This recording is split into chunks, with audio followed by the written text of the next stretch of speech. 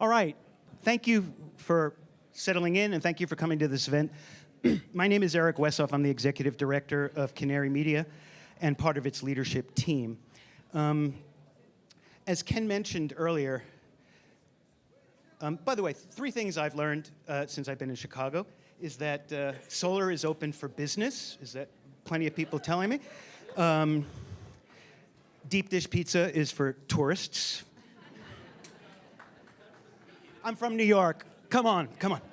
And our hotel is in a neighborhood called well, never mind. It's something triangle. That's it, the Viagra Triangle. I've learned many other things. Let me get going. Ken talked a little bit about our merger with ENN, and we are a C3. We are a nonprofit, and we had to finance that merger. And the messaging we have to our funders is that it builds community. We're reporting on regional aspect of energy. We're reporting on state aspect of energy. And we've been saying this for weeks and months, but it doesn't really come real. It doesn't really become real and touching until we have 200 people in the room from every aspect of the renewable ecosystem, whether it be journalists, solar developers, community solar developers. Vote Solar is here. Nuclear advocates are here. Illinois Power is here. Climate Capital is here. There's anyone who is telling you that there is chaos in Washington, but there's hope and us chipping away at the problem right here every day. So give yourself a hand. Thank you.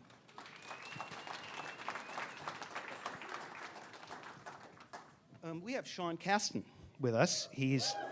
Yes.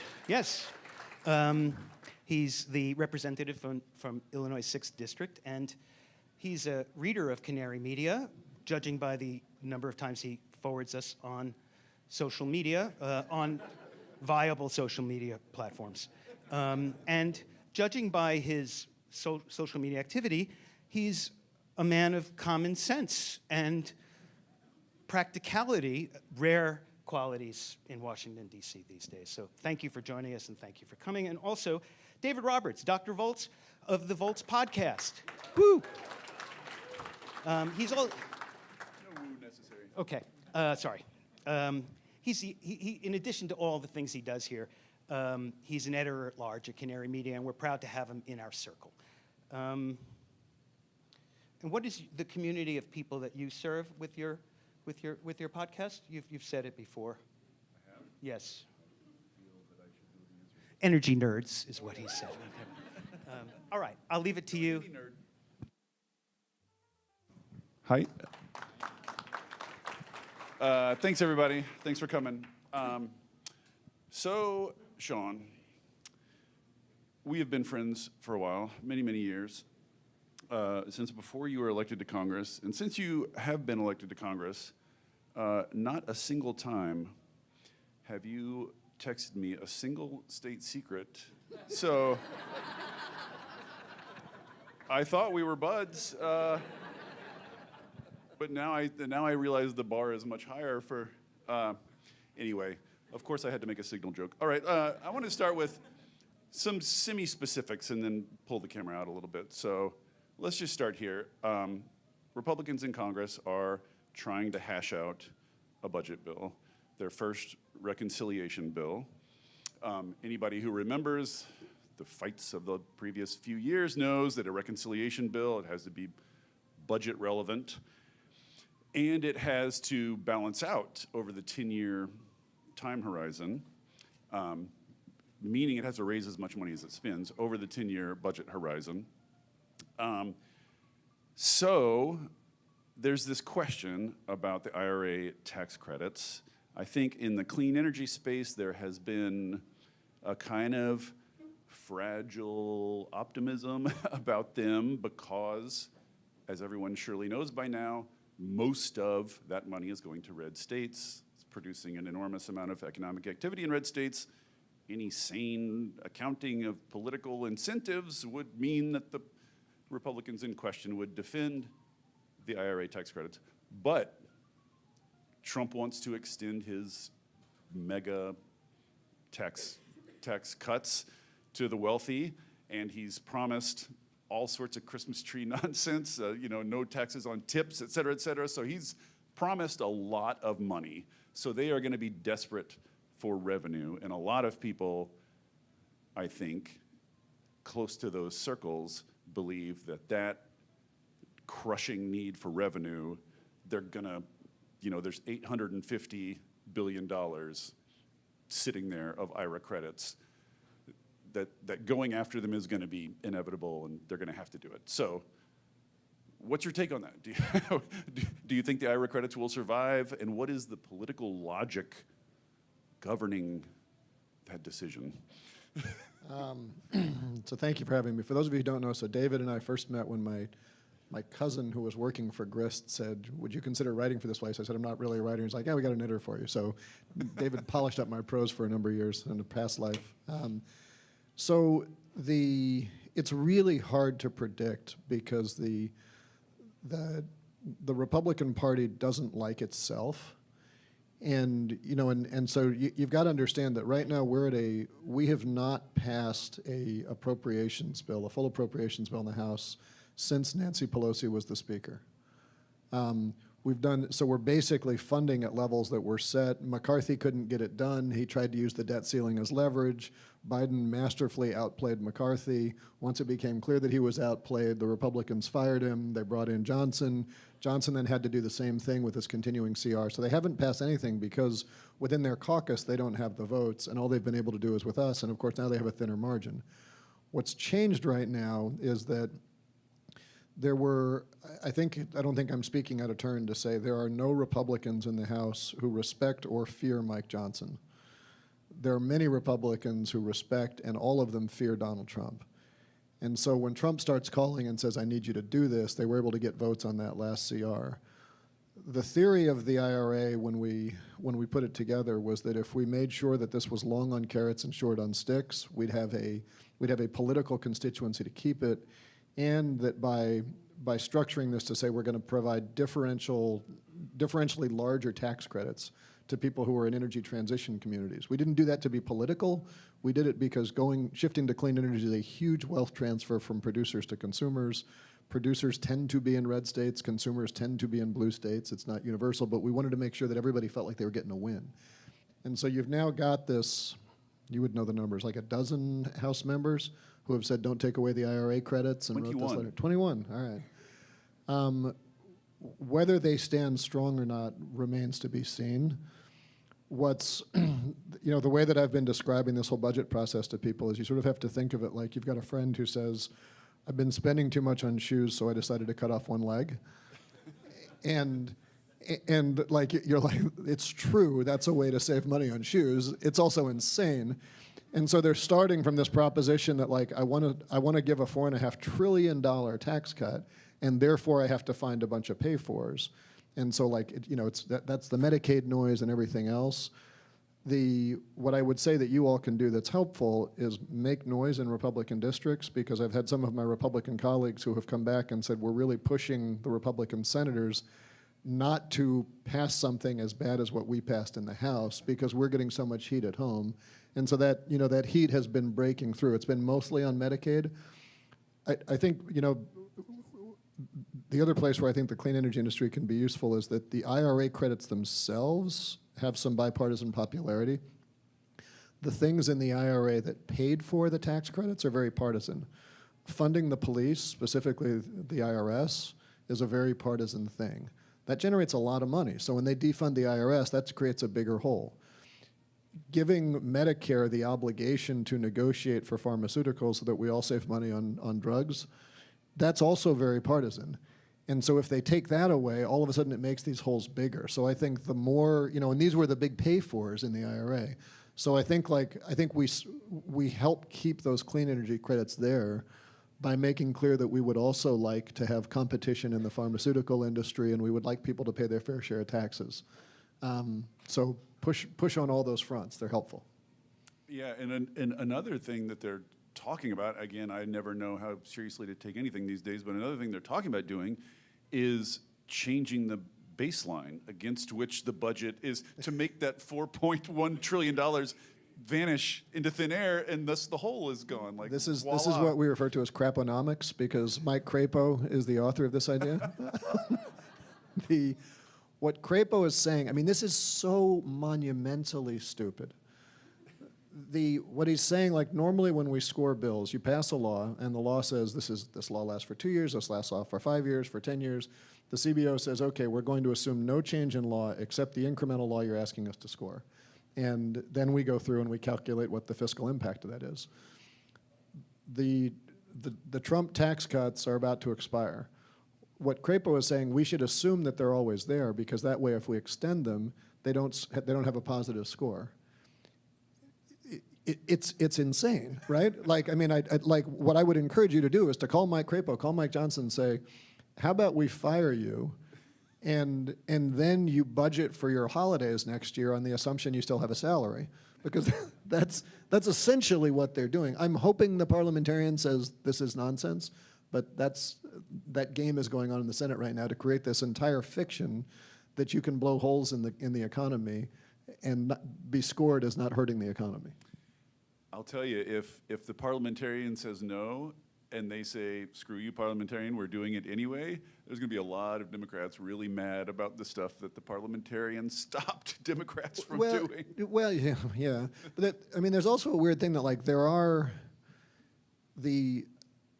I think the bastion of Republicans who are truest to their principles and not bending are also the weirdest Republicans, and they're the die-hard libertarians, you know, the Thomas Masseys of the world, who has some really strange ideas, but he is, like, uniquely amongst his caucus, he holds fast to those ideas. Like, he has a intellectually coherent worldview, even if some of the ideas are weird. And so some of those really strong, whatever you want to call them, libertarian fiscal hawks, may prevent this from happening, because they're smart enough to know that this is craponomics.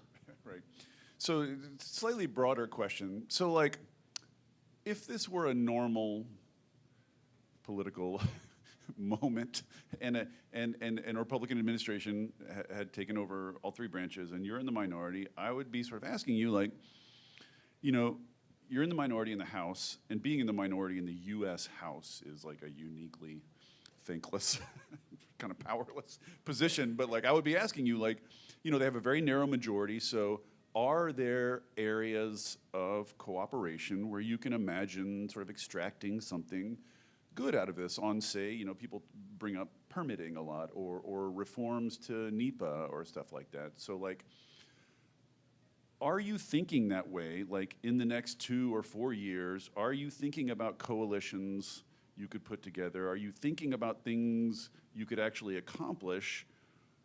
Or, like, it also feels a little weird thinking that way while there's a constitutional crisis unfolding around you, and it's like the dog in the fire, whatever the meme is. So I guess, like, how do you split your brain like that?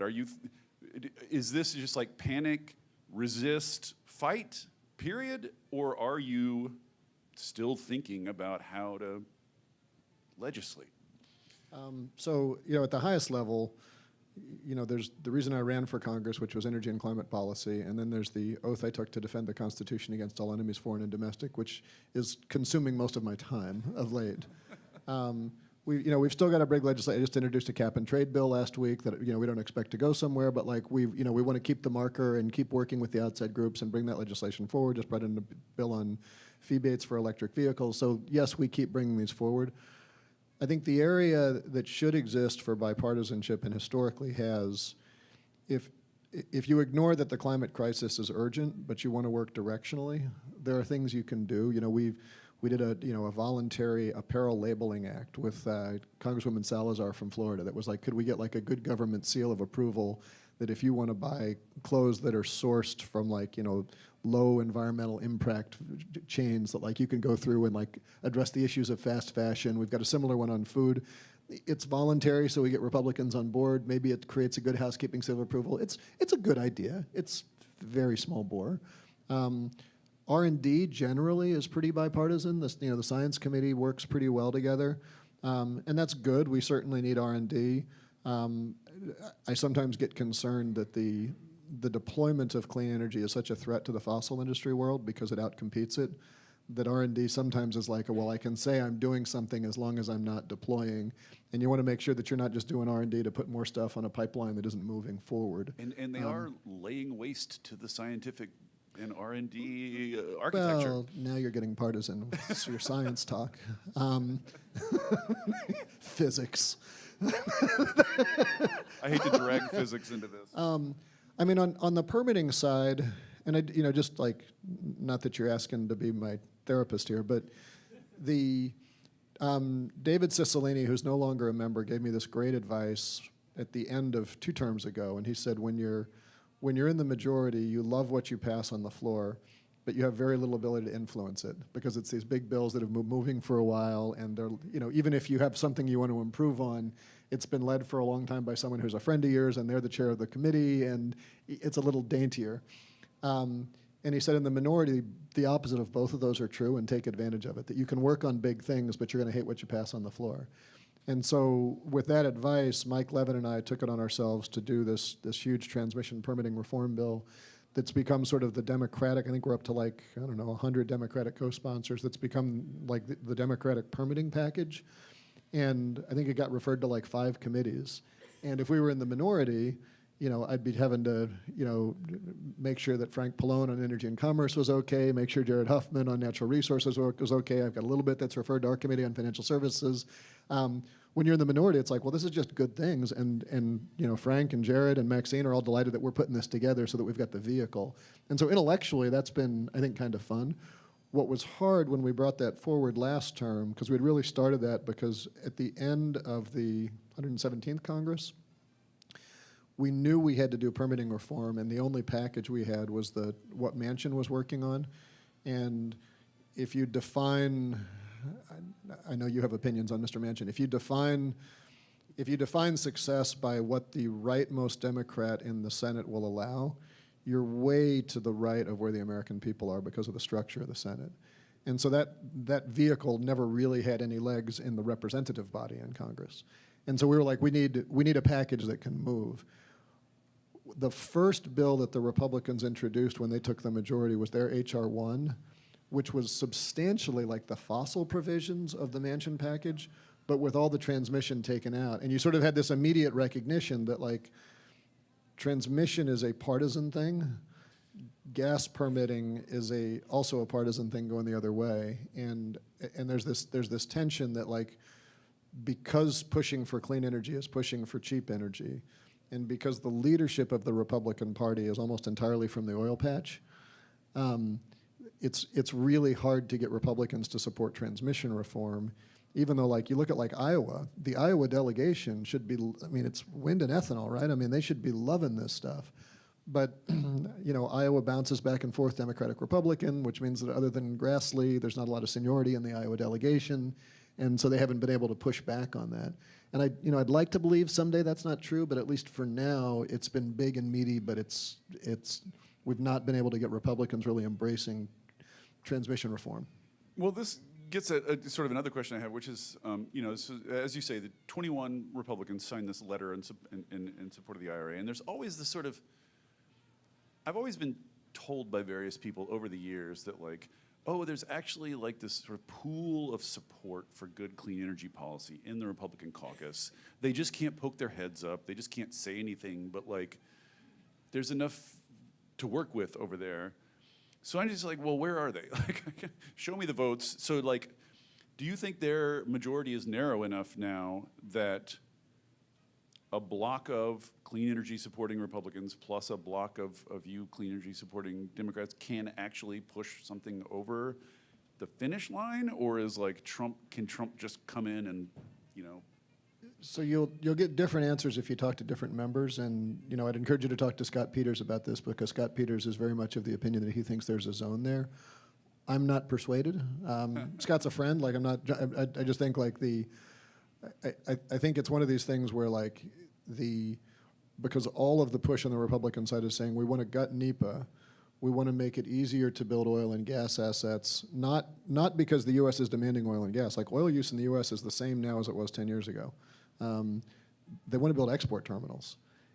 And that's a really different kind of conversation, because if you build a gas export terminal, that means there's less gas in the United States, which means the price of natural gas goes up, which is really good if you're Chris Wright, Secretary of Energy, who's a gas producer, right? It's not good if you're an American consumer. And I've done the math. There are a lot more energy consumers in the United States than there are natural gas well developers. But that's sort of where the math sits. And so I think like the zone for bipartisanship isn't, well, let's figure out like what are the technologies that work in my district and yours. It's like, okay, can we, I'll give you a little bit of this if you say something mean about the gays. I don't know. Like it just is like you have to put, this, I mean, this is a horrible metaphor, but I think it's the only way to understand it. Like if I give you a dog turd and I coat it in chocolate, if I put enough chocolate on it, like it tastes like chocolate, right? And so like we can have the conversation about like how we might make a meal of dog turds and chocolate, but like if you don't want to eat a turd, it's hard to find the zone to do that in energy policy. Well, I'm gonna remember that. So, I mean, in the normal world, Congress has the power of the purse, can decide where money goes and where it doesn't, and We have for almost 250 years. yeah, it's a known thing. But now, so like for instance, just like a couple days ago, I read a story that there's a memo circulating around the Energy Department, encouraging the Energy Department to cut off funding specifically for the 4 hydrogen hubs in Democratic states, while maintaining the funding for the 3 in red states, which is just completely mask off, Illegal, unconstitutional. Illegal, unconstitutional, but also just like the federal government is red and for red people and for red states and against, you know what I mean? Which is always like kind of been their deal, but like it's just out in the open now. But again, it's just like illegal and unconstitutional. And at a certain point, what do you do? What does anybody do? Is there like the courts are gonna probably rule that illegal, like they've ruled several of these things illegal, but we have not seen, to my knowledge, like the Trump administration say, well then, okay, we won't do that because the court says it's illegal. So, there's no answer to this question, but like, what do you do if they just don't obey the courts, if they just don't heed the court ruling?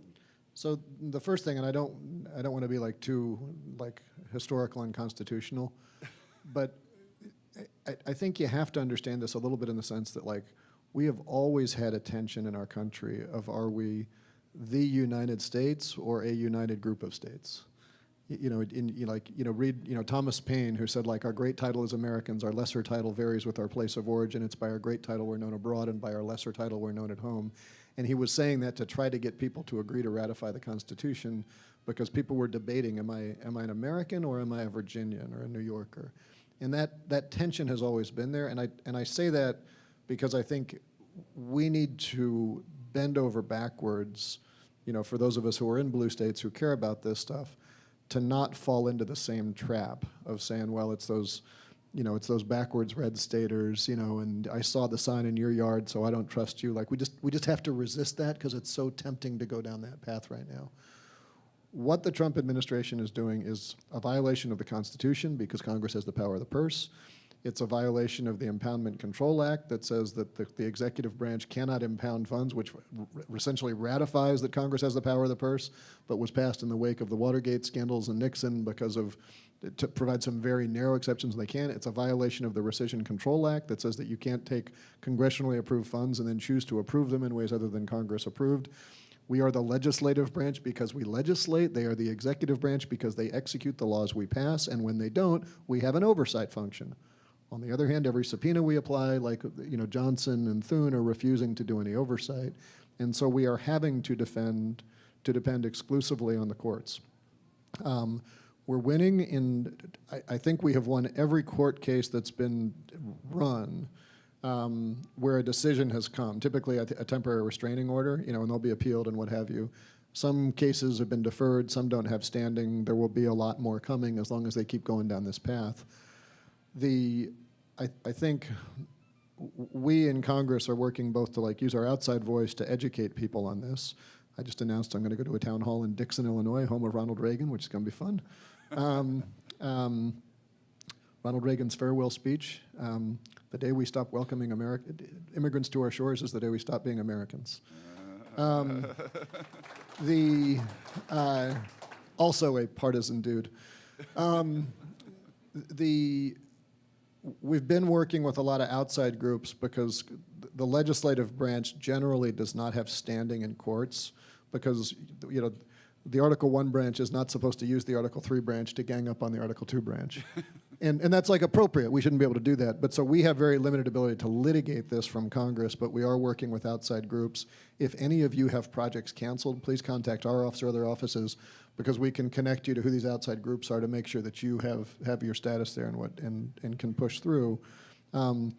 Also make some fights, and if there's any lawyers on the room, one of my big requests is we really need the bar associations to start flexing on this, because the fact that there are lawyers, in Trump land who are writing executive orders that clearly violate the Constitution, that clearly break the law, and then defending those actions in court, the judges are laughing them out, but I think there's really a role for the bar association to say, this is disbarable. You don't get to just make up law. Yes, you work for your client, but you are to be constrained by the law as it's written. Why is there still a working lawyer who said that we're just going to invalidate birthright citizenship? That is insane. It's the plain text of the Constitution, right? I think all of us in civil society have a role to step up because we are all in a constitutional crisis right now. And if all of us rise up, we're going to kick their ass. If all of us sit around waiting for someone else to do it, we're going to get our ass kicked.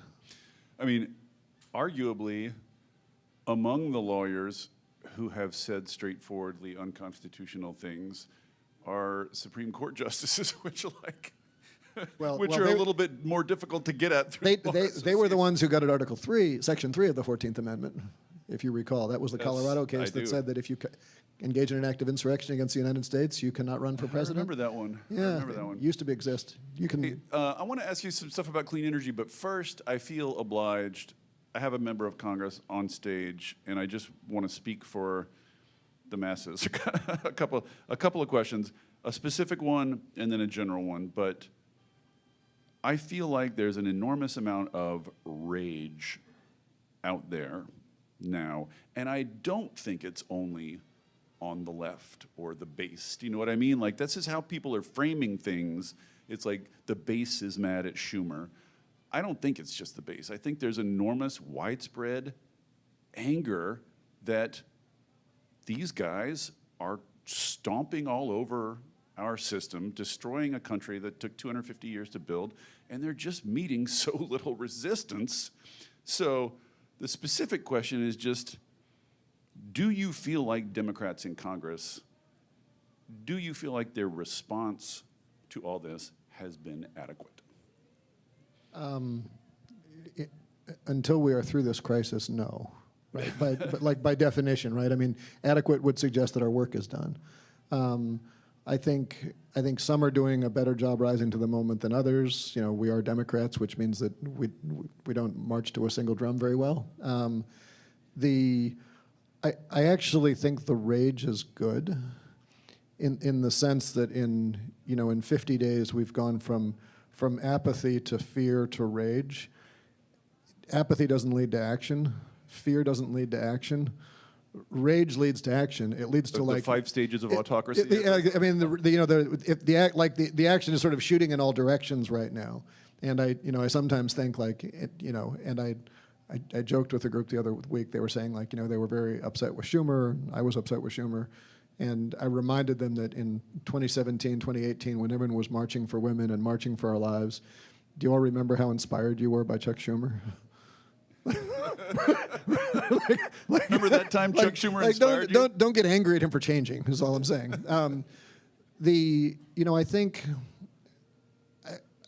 I think all of us, and I say this for myself, I have no political experience for running for Congress.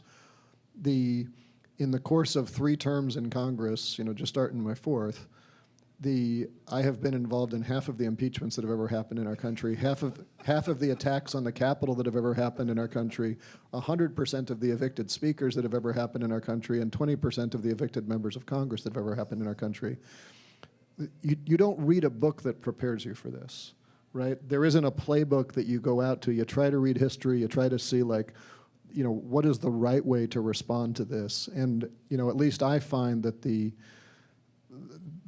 colleagues of mine who I think are getting the moment right are the ones who realize that this is sort of a Churchillian moment where you need to be standing up and saying, let's be very clear about what the stakes are. Let's be very clear about what the consequences are if we lose. And let's be very clear-eyed that I make no promises that if we fight, we will win. I only promise that if we don't fight, we will lose. And like, you know, you've seen, I think our governor here has done a really good job of that sort of messaging, and has been, shout him you out. know, has been exceptional. It's a little harder to do that from the legislative branch because your profile is a little lower. You also don't have executive authority. Like, the governors can go out and say, this is what we're going to do, and I've just passed a rule to do it, an executive order. The legislators say, this is what I'm going to do, and if only I had the votes, I would do it, right? So it becomes, we depend on our outside voice. But I think you're seeing some. I think Hakeem is getting better and better by the day at making it clear where this goes. And leaders are going to be forged in this moment. But it's scary, and like that same sort of spectrum between fear and anger that you all feel here, we feel in our caucus every day. Some of our members are petrified. Some of our members are violently angry. Some go back and forth from day to day, right, moment to moment. I mean, it's gotten to the point where none of us quite know how to say hello to each other anymore. Like people walk up and say, "How you doing?" Yeah, and so like we'll have these conversations with people like, "I really want to know how you're doing, and let's sit down and talk," or like let's just like say something else because we all know that conversation is too long. Yeah. Well, this is a broader version of the same question, and I know I've known you long enough to know that you like me love a good grand theory. So I would say it's not just Congress. I feel like there's a broader feeling that I have and a lot of people have that from the beginning of the Trump thing, it has been a continual shock how hollow and weak our elites are, our institutions, our norms. All this stuff we had faith in, all Trump had to do was come kick it, and it just all fell down. There was no, just like, I don't even know how to capture it in words exactly, but it all was vapor. And so like, there's just like this failure of courage, failure of will, not just like in Congress, but like the business community, you know what I mean? Like local politicians, like, I would have thought when Trump first popped up that we would have stood up as, not as Democrats, but as America, as civil society, to say, no, we don't do that. But we never did. Like, there's just bending knee after bending knee. Hardly anyone, we're seeing it in universities now. And I mean, I don't even need to go down the list. Everybody knows, but just like, why was America so hollow? Did we, like, what happened? What is your grand theory of why there was so little resistance to all this? All right, so here's my grand theory, and most of this room's not going to like this, just looking around. We have an executive branch that is violating the laws of the United States and ignoring the Constitution. They are selectively applying those laws in favor of their allies and against their adversaries. There's way too much apathy in society. Everybody who feels like they have something to lose if they stand up is sitting down hoping that eventually someone with nothing left to lose will stand up and show them what leadership looks like. And I think all of us can recognize that everything I just said is true. The only people in America who find that shocking and unprecedented are white people. Right? And if you want to look at like what we need to do in these moments, and some of you have heard me tell this story before, but good stories deserve repeating. when I went down with the last trip across the Selma Bridge with John Lewis before he died, and everybody knew this was going to be his last time. So all of these people came out of the woodwork. You know, Jim Lawson was there, Bernie Lafayette, Ruby Bridges was out, and you know, you're just with all these like icons. And I was sitting with Chuck Neblett, who was one of the Freedom Singers one morning, and we're sort of hearing all these stories. And I said, so how is it that, like, what gave the Martin Luther Kings and Rosa Parks, number one, the courage to stand up when they knew people who had been lynched for doing exactly what they just did? And what was it about their leadership skills that got people to follow them when they knew that they all knew people who had been lynched for doing what they were being asked to do? And Chuck sort of paused, and he goes, he was on a first-name basis with these people, so I'm just telling you what he said. And he goes, Martin and Rosa were great people, but they didn't create this. The movement existed, and then you needed a leader. And there has never been a time in history when we have needed to create social change that the movement didn't come first. Once you have a movement, you need someone with a bullhorn, but the movement comes first. And I said to him, all right, so what created the movement? And he said, look around this room at all these gray heads in here. Every one of us is Emmett Till's age.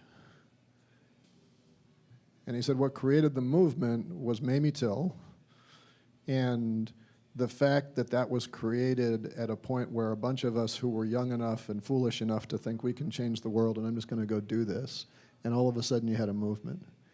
And so we know what the playbook is, right? We saw what those giants in our history did and how they got it done.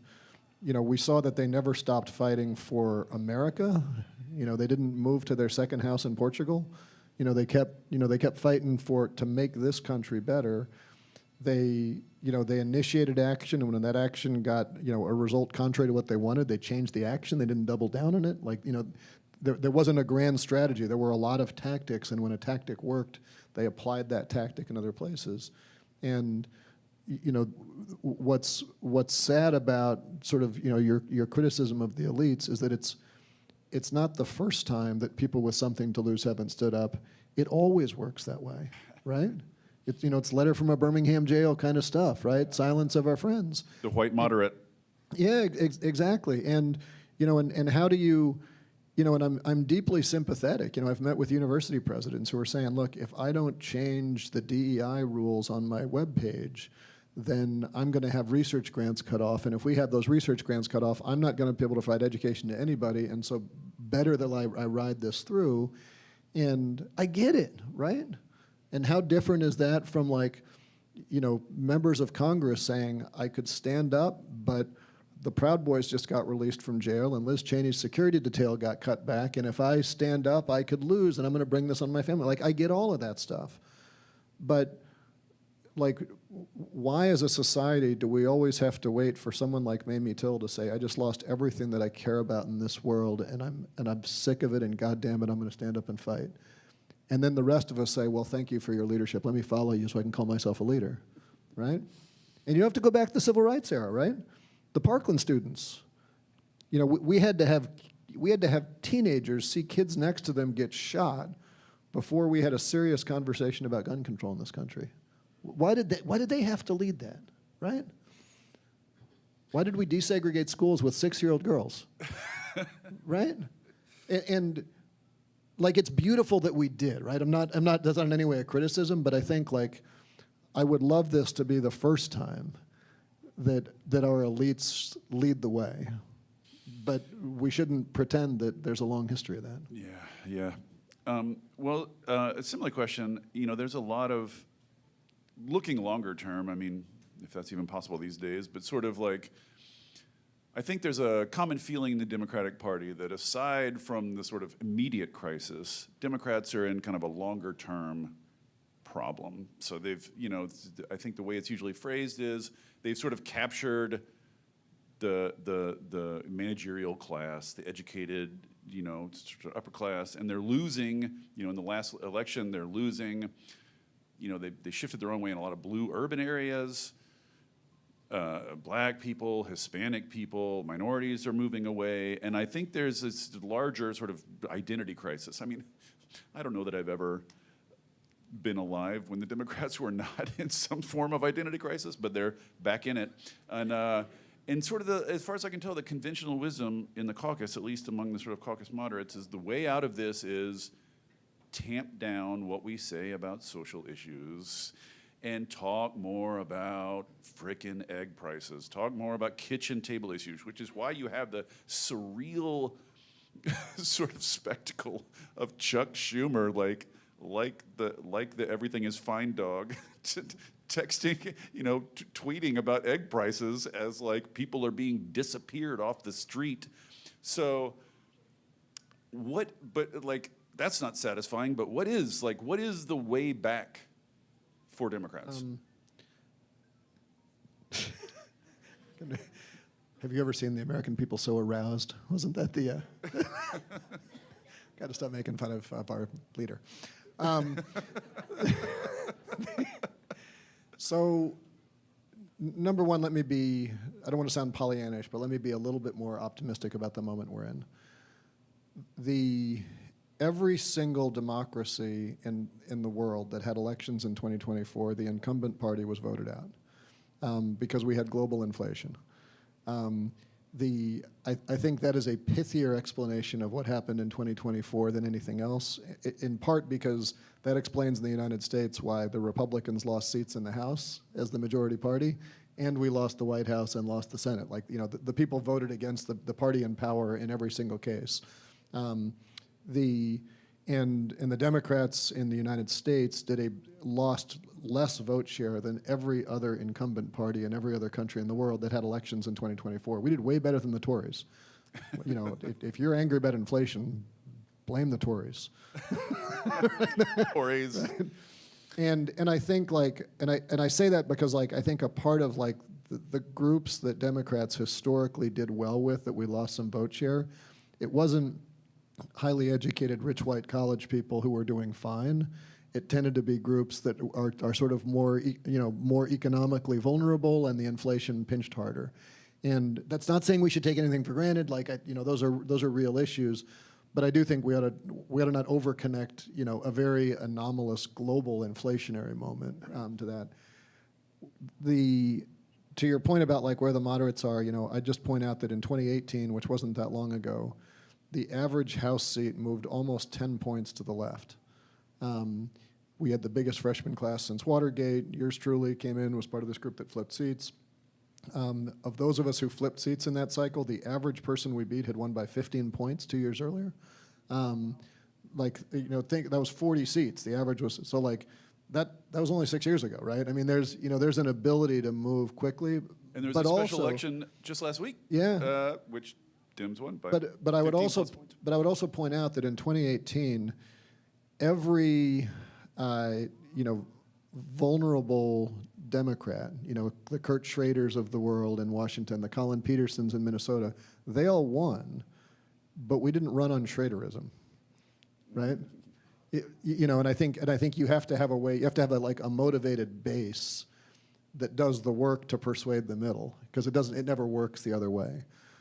The last thing that I think a lot of us are really struggling with is one of the most interesting polling things that I saw recently was among people who get their news from conventional news sources, including Fox, New York Times, CNN, MSNBC, people who want to get their news from people who are in the news business in some fashion. That cohort overwhelmingly voted for Democrats. Among people who get their news from non-conventional sources, YouTube, TikTok, Joe Rogan, that group overwhelmingly voted for Republicans. And there's a debate going on of, does that mean we should be going out and doing Barstool Sports or whatever else and doing those things? Or is that really something more about the moment we're in? Because if you're getting your news from YouTube, you're not actually looking for news, you're just stumbling on it. And trying to flood that zone with content is hard. And I think it's a larger story about what do you do with how do we survive in a society where we've just become very atomized, Yes. and are in many ways disenchanted, right?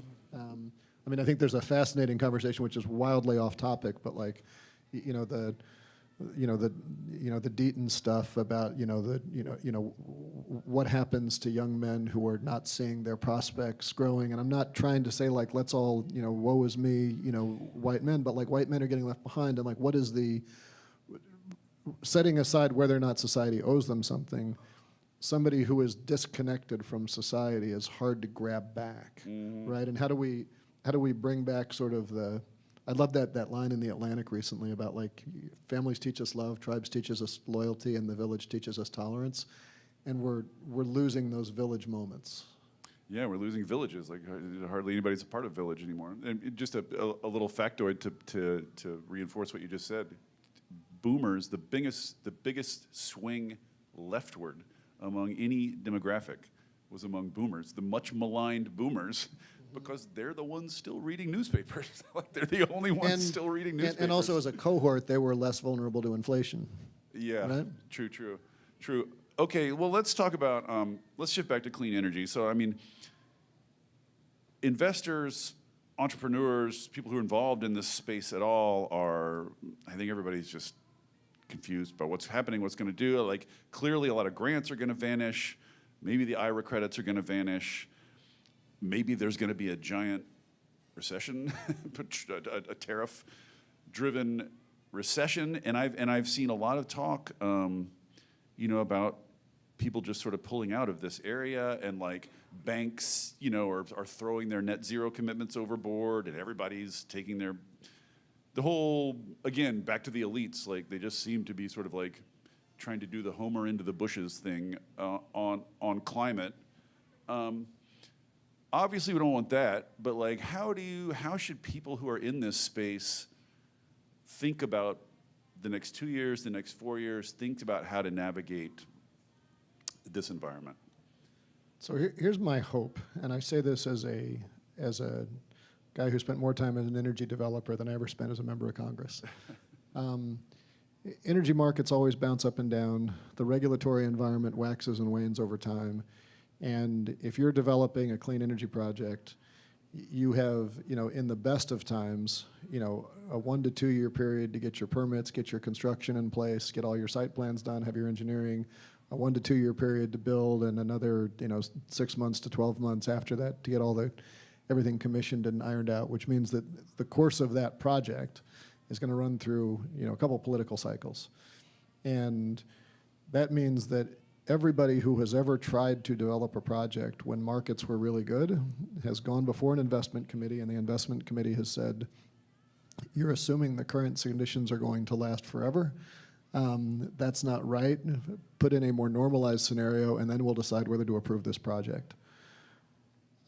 My suggestion is if the investment committee can do the opposite side of that right now, because these conditions will not last forever.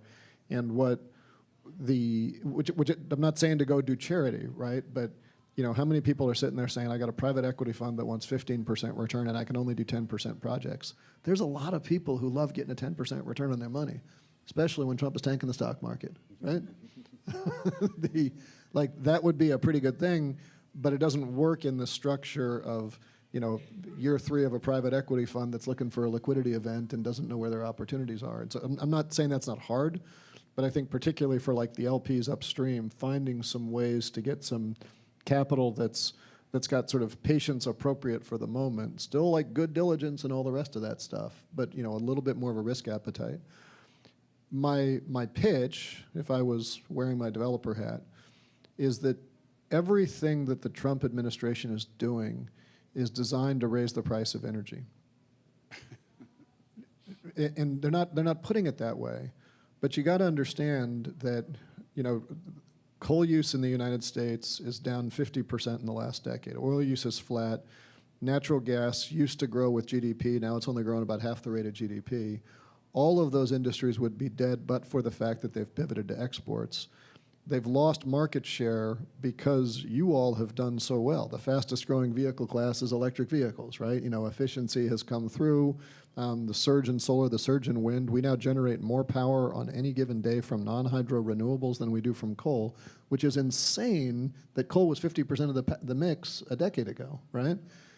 And So what you've got within the people, the Doug Burgums, the Chris Wrights, within the Trump White House, is people saying, I can't compete in this market.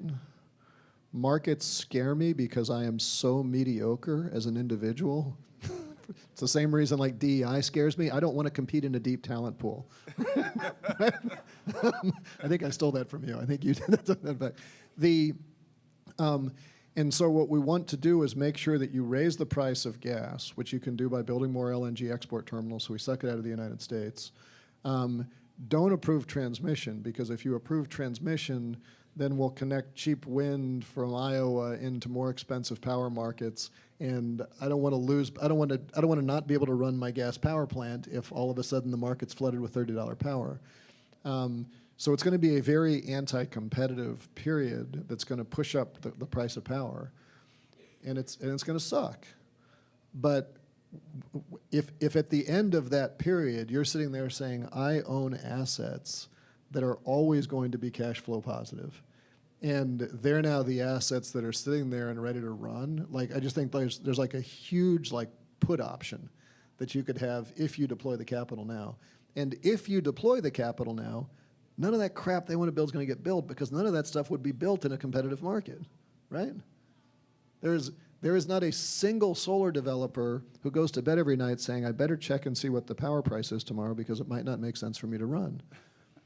Every single coal plant in America, every single gas plant in America has a full-time employee who is sitting at that plant, if they're playing spot markets, saying, I'm looking at my gas, I'm looking at my power, I'm trying to figure out whether to dispatch tomorrow, right? So we know how to kick their ass. Just deploy. Deploy, deploy, deploy. Yes, thank you. What the big issue in energy world right now, or there's a bunch of big issues, but one of the most sort of fundamental changes, I think, in the last couple of years, one that is, I think, serving as a forcing mechanism to push a lot of change, maybe good and bad, are these data centers. You know, this is the rise of AI, et cetera. That all these data centers are coming online. So people are now like, the projections are just, there's a lot of wild-haired projections, 2x, 3x total grid capacity we're going to need. There are some areas, some regions where these data centers are already the majority of a utility's load, which is a weird inversion of any historical relationship between utilities and their loads. And so, in a sense, it seems good because they want electricity.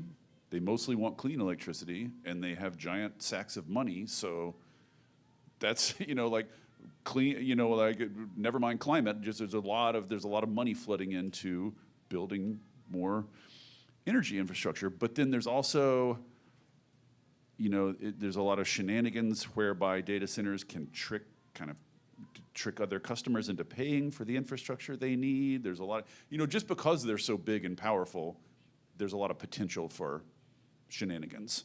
So I just wonder if you have a thought on how legislators and how utilities ought to be thinking about data centers, ought to be thinking about that whole thing. So I'd sort of expand beyond data centers, that you've got, like, I think 3 big macro trends that are pushing up electric load.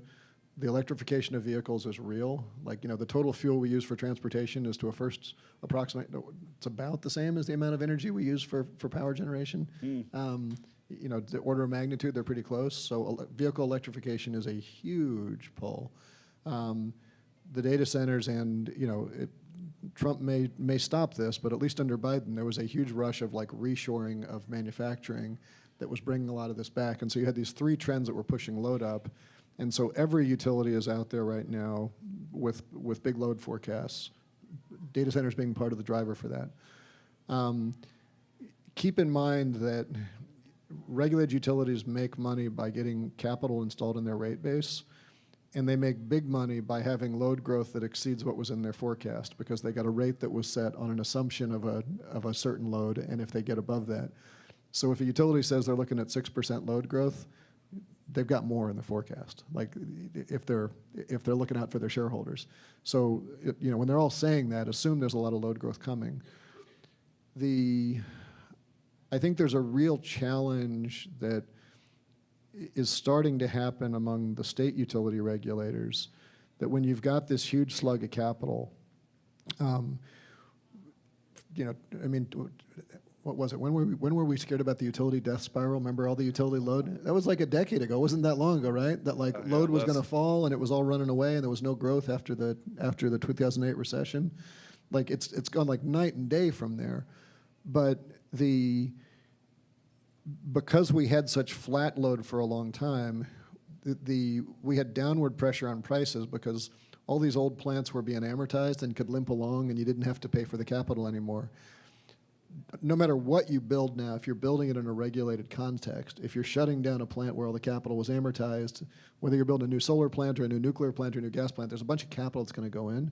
And so I think there's going to be a real political problem for a lot of state utility regulators who are elected, who are saying, I don't want to be the person who approved all these rate increases, right? But they don't really have a lot of choice because otherwise it's a reliability play. Mm-hmm. And what again, if I was still in my developer shoes, I'd be running around to a lot of like NARUC meetings and saying, how about if you guys start doing do some competitive solicitations for power purchase agreements from the clean guys. It may be more than what you'd pay with the regulated utility, but you'll cover your butts and say, I went out to market, I got 3 bids, this was the lowest bid. And I think there could be some interesting development opportunities within a state-regulated context. If you're going out and building a clean energy project, saying, look, Trump's not going to give us good markets, but if you can get me a nice, attractive long-term PPA, I can build a lot of good stuff. Yeah, one of the ways they try to deal with this there's a similar worry about big hydrogen projects coming online, similar in that they would, even if they use clean energy, would just take huge swaths of clean energy from other people, so then that would be compensated for by dirty energy. So the way we solved for that in the hydrogen subsidies was we told the hydrogen projects that they had to bring their own, they had to build their own clean energy. They had to supply their own. Bring your own new clean energy, Beyonce. Do you think something like that would be right for data centers, or is that kind of too extreme? Would that slow things down too much, or is that a reasonable ask? Look, I think the idea that anybody who needs electricity as an input would like to sacrifice the 3, 4, 5 nines reliability of the grid for an on-site power plant and not still have the grid as a backup, that to me, I just don't see industrials wanting to make that trade. I think it's an interesting theory, but I've tried to make that sale. It never goes well. The most reliable power plant in the world has 2 weeks of scheduled maintenance every year, right? That ain't 5 nines. And so I think behind the meter, like energy parks, where they're satisfying all their own needs, all that, you don't buy that trend? There's, just as a statistical matter, there's no way you're going to build enough generators with enough independent failure modes to have a reliable, a source of power that's as reliable as the thousands of generators we have on the grid around the country and the thousands of redundant wires. I mean, the U.S. electric grid is an amazing, remarkable thing. And can you do things internally to supplement that? Absolutely, right? But when you're trying to drive up reliability for your facility, you put in UPS battery backup systems. You put in on-site generation that can run when the grid goes down and black start and ride through and all that stuff. But you don't cut your tie to the grid, right? All right. Well, we're supposed to stop and take questions, but I just wanted to throw out, by way of one final question, are you going to take a run at Dick Durbin's seat next year? Dick Durbin has not announced his retirement. I have. So here's. I find myself, and maybe it's often been said that the battles between Democrats and Republicans in Congress pale next to the battles between the House and the Senate. And I would love to see a Senate that is committed to fixing itself, but the Senate as an institution is just totally broken. Oh, amen. I mean, can anybody name a time that a bill left the House and got better in the Senate? Right?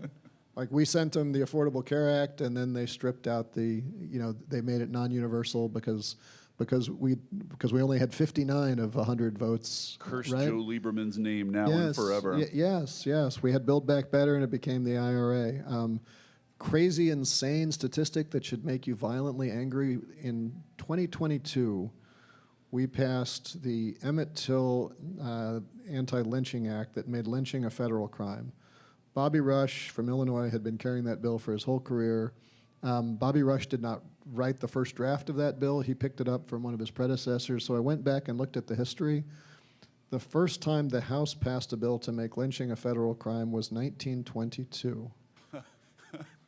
Emmett Till had to be born, lynched, died, create the civil rights era before the Senate could break cloture and decide it was worth taking the time to vote on whether or not lynching is bad.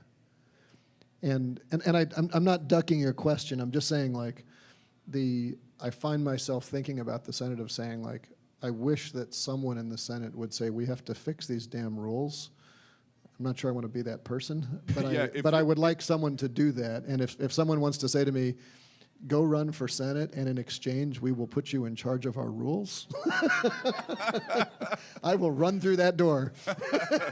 Yes, if your answer otherwise is like, who would want to be in that institution? I totally get that. Let's take questions. Dave Kraft. Yeah, Dave Kraft, Nuclear Energy Information Service. I'm glad you brought the transmission up because that's what I wanted to talk about tonight. But before that, I want to thank you for 6 years of climate advocacy. You have just been stellar, and appreciate that very much. So I've been following HR 6747, and as you pointed out, it didn't go anywhere. But my follow-up to that is, how do you keep it visible until sanity returns to Congress? And are there things that could be done, let's say at the state level or in other arenas, that would keep it elevated and maybe move it along? For example, governors' associations, there's a plethora of transmission bills at the state levels. Are there pieces of that bill that you put out that could be incorporated into the state level actions to keep it moving?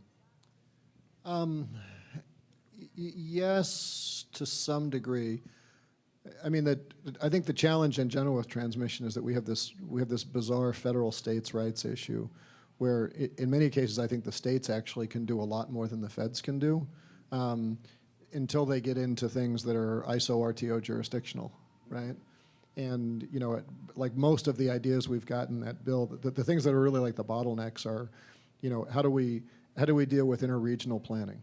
The regions are fine. The states have done an okay job of that. Order 1000 did that, but like the interregional stuff, which is really a federal question, has to get resolved. States have done a great job. I think more states could do it of performance-based rate making to get the incentives right. Because I think a lot of the challenge with transmission is that too often the party who has the right to block the project has an economic disincentive to allow the project. Well, states I think have oftentimes more tools than the feds do to craft rates and rate of return calculations in ways that can align the economic interests of the parties in better ways. But the interregional, the cross-state stuff really has to be done at the federal level. Thank you so much. My name is Anne. I do geothermal policy advocacy. You both have done incredible work on geothermal, so thank you for your leadership. My question is around, the political context we've been discussing. There's still a huge need to move innovation forward because the climate timeline does not change based on the political timeline. And I'd love to hear your thoughts on how we can build and maintain bipartisan support for emerging energy innovations like geothermal or other similar technologies.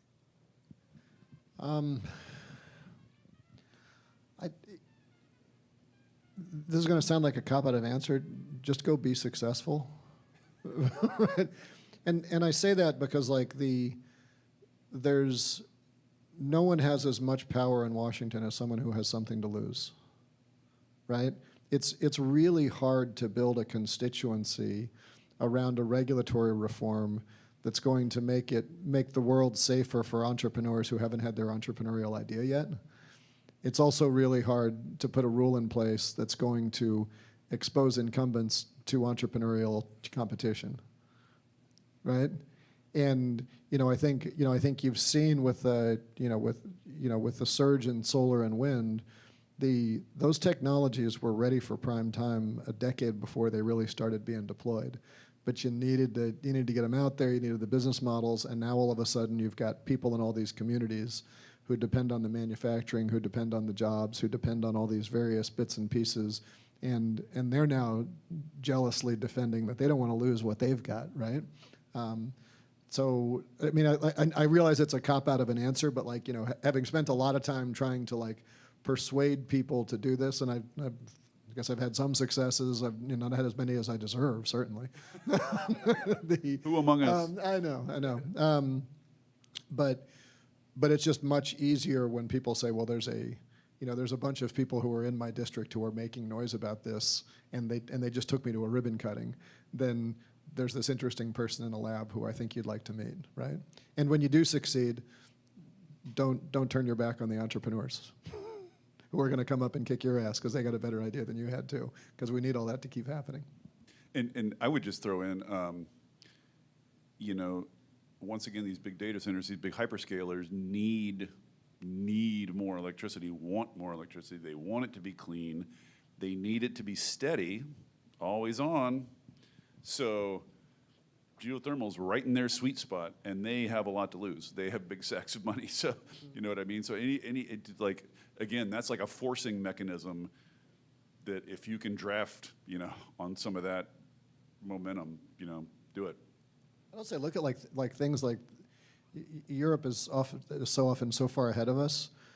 I was in Denmark last year, and they had all of these little district energy, often coal plants, that they're retrofitting to either geothermal where they can, or that they still want to do the district energy, so they need something that's got a good thermal source.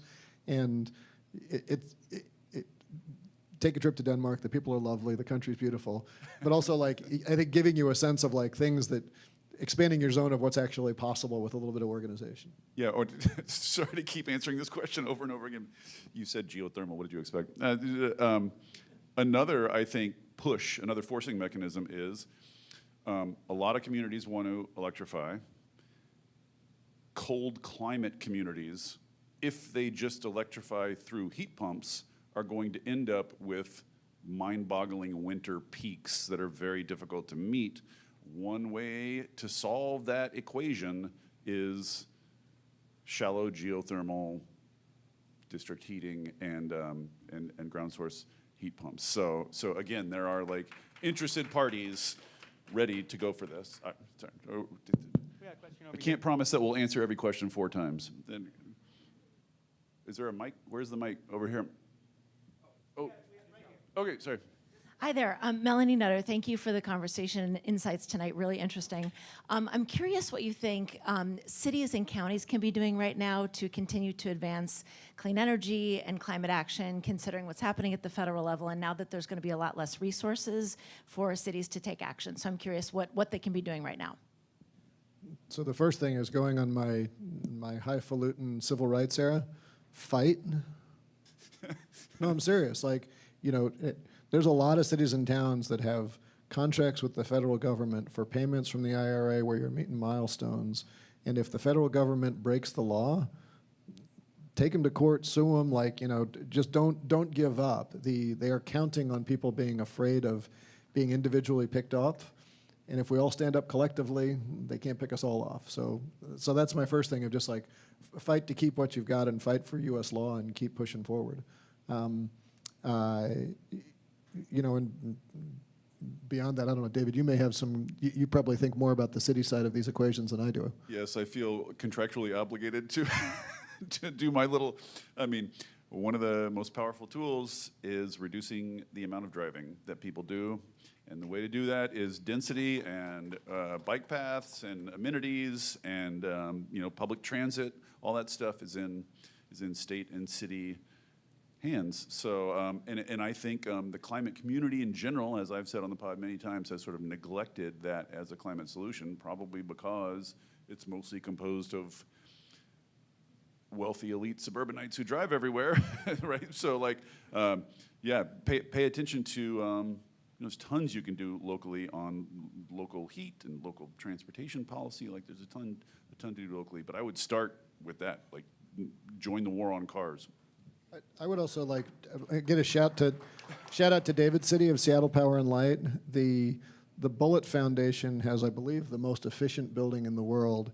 And when they did it, part of what they did was their mandate from their investors was they had to make it replicable, and so they got Seattle Power and Light to change rules so that anybody who invests in end-use efficiency gets paid the same amount that the utility gets per megawatt of load generation, but they get on the reduction side, multiplied by a line loss factor for all the cost it takes it to bring into cities.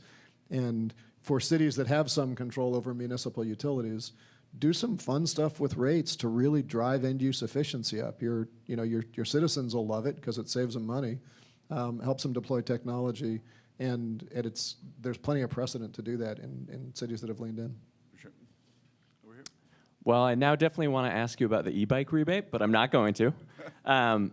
One of the things with the IRA, I work locally and helping connect people to electrification rebates. One of the things that we see is in Chicago, there's a lot of renters.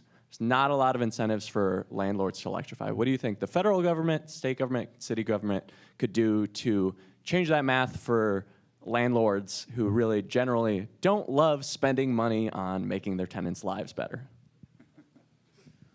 We really struggled with that, and I would love to see like a thoughtful, like lessons learned from the electrification incentives, and a lot of the electrification incentives were actually in the infrastructure bill, not the IRA. But like we knew that this is a technology that works really well for people who own their own house and have an attached garage, and can put a charger in. We put a lot of money and a lot of incentives to try to build out more chargers, and the Biden administration got beat up that money didn't go up. But it's also really hard to figure out where do those networks go, how do you put them in, there's always, the landlord split incentive problem is always out there. And I wouldn't say we throw up your hands, but I'm not sure I don't know if you've seen, David, like anybody who's really done like a good like sociological, political analysis of how do you break I mean, we built gas stations, right? So somehow we did figure that out once upon a time, but what's the incentive to build the first gas station? Right? Or what was the incentive for like a gas station to start adding diesel if there wasn't enough diesel cars on the road, but now all of a sudden people weren't going to drive? Like, how do you make those transitions at scale quickly? And I don't know that we figured it out.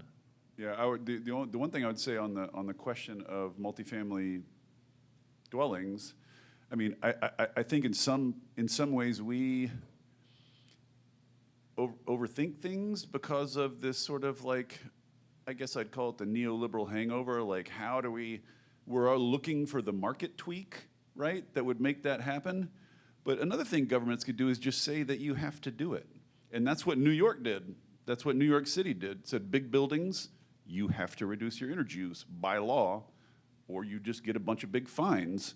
And they did. Like, that law has been wildly successful. It's sponsored like thousands of big building retrofits in New York City. So, you know what I mean? Like, if you want it to happen, say, we make laws, do it. Because we do have building codes. Yeah, and there are building codes. One more? No more. Wait, one more? I'm getting mixed signals. Oh, no more. We're done. Are we not done? One more. This is a well-oiled machine, people. That gentleman over there? All right. All right, one more. Last question. Uh-oh. More nuclear. Thank you. So given the bipartisan, generally speaking, nature of nuclear energy, is there appetite, room, possibility to advance the ball on that, given the current administration's stance on energy in general? All right, so now I've done a good job of being like the neoliberal centrist Dem, and you're the hippie here. I'm gonna be the hippie now. All hippies now. The countries that have successfully and consistently deployed nuclear are really, really socialist countries. China, Russia, France. Because no one has ever managed to build nuclear plants on time or on budget. And the United States was a big deployer of nuclear up until, there's this really interesting data that I was looking at for a hearing we were in a couple weeks ago. From the first nuclear plant in the US to 3 Mile Island was about 10 years in terms of like first nuclear plant deployed. And we built about 50 gigawatts of nuclear in that decade. in the decade after 3 Mile Island, we built another 50 gigawatts. There was no slowdown in the rate of nuclear construction after that point. 10 years late, almost 10 years later, it was like 12 years later, Public Service New Hampshire went bankrupt because their utility regulator said you can't keep passing along all the cost overruns from Seabrook. And the electric utility industry said, I'm not building nuclear anymore because I could only build this when I knew that I could always pass the cost along to my customers, but if I have to compete, I'm not going to do it. That is not to say we shouldn't build nuclear, but I had this very funny conversation. We had this bipartisan dinner one night of like the bipartisan climate caucus, equal mix of Dems and ours, and we're all sitting there, and one of my colleagues came to me at the end and said, I had no idea. I'm so happy to hear that there are Democrats who support nuclear. And I said, well, you got me on your side. I said, I had no idea there were Republicans who support socialism. and I'm not saying that as a dirty word. I'm just saying that, like, practically, the thing that we did in the IRA to try to bring nuclear forward was not mandate companies act against their interest, but hugely juice the Loan Program Office, because the LPO had the potential to say, let's put some government money towards, whether it's SMRs or some other technology, because if we can put government money and bring a couple of these things forward, and if in fact the theory is right that we now have some technologies that can scale on time, on budget, then potentially 5-10 years down the road, you could see some private sector pull. But I don't think we're in a moment right now where you're going to see any significant private sector pull. We'll have the odd vodal, but like those are the exceptions that prove the rule. There's no appetite to build these projects that are not coming in on time or on budget right now. Funny absent some Vodal kind of a story. federal guarantee. Everybody knows Vodal, the Georgia nuclear plant that shockingly went way over time, way over budget, like $8 billion to the tune of some enormous number of billions of dollars, all of which went straight to the ratepayers. So Tim Echols, the head of the PUC in Georgia, has basically said publicly numerous times, like, incentives, whatever, we will never do this again unless the federal government guarantees it will cover the cost overruns, period, full stop. And like, he's gone back and forth with Jigar Shah a few times. Jigar's like, well, what about all these incentives? And Tim's like, nope, like, I want guarantees. And it's basically like, you go socialist or go home with nuclear. Like, you gotta, they come together, as you're saying, you gotta have the one with the other. Any final words of wisdom for our clean energy? Go deploy, go win, build a bunch of stuff, and I'll take credit for it, but you gotta do the work. Thanks so much, Sean.